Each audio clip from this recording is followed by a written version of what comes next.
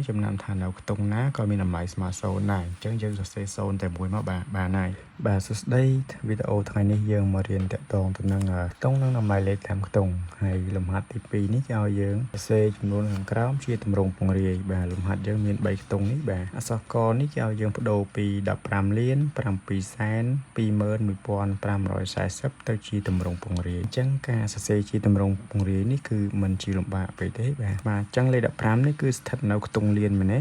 អញ្ចឹងយើងអានថា15លានយើងសរសេរលេខ15មកហើយក្រោយពីហ្នឹងគឺ0មានន័យថាខាងក្រោយវាមានលេខចំនួន6ខ្ទង់ដូច្នេះយើងសរសេរ0ឲ្យបាន6ខ្ទង់បាទបូកនឹង7សែនបាទ7យើងនៅខ្ទង់សែនយើងអានថា7សែនដូច្នេះយើងសរសេរលេខ7មកហើយក្រោយពីហ្នឹងលេខខាងក្រោយវាមាន5ខ្ទង់យើងសរសេរ0ឲ្យបាន5មកបាទបន្តមកទៀតបូកជាមួយនឹង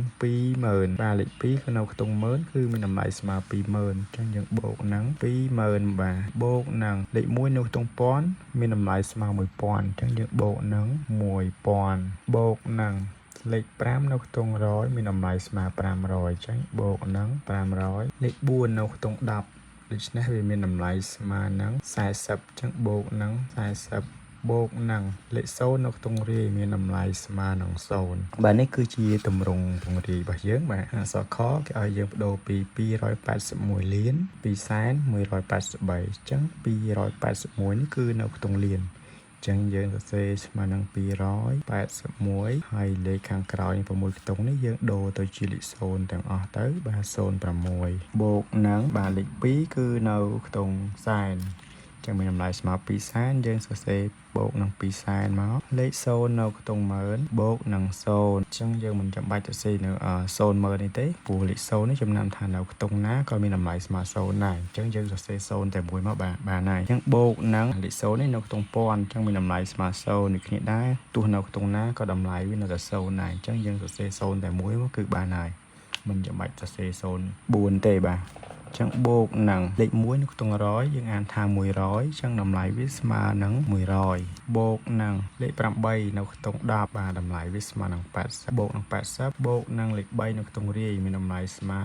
3និងមួយទៀតគឺអក្សរក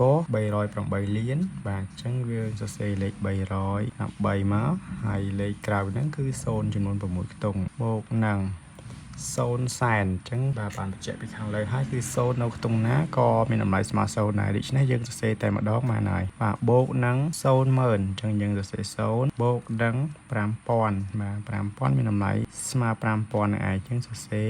5000បូកនឹងលេខ3នៅខ្ទង់100មានតម្លៃស្មើ300ដូច្នេះយើងបូកនឹង300លេខ5នៅខ្ទង់10មានតម្លៃស្មើនឹង50ចឹងបូក50បូកនឹងលេខ0បាទនៅខ្ទង់រាយអញ្ចឹងមានតម្លៃស្មើនឹង0នេះគឺជាលំនាំនៃការសរសេរជាទម្រង់ពង្រាយរបស់យើងបាទអរគុណសម្រាប់ការទស្សនាជួបគ្នានៅក្នុងវីដេអូក្រោយ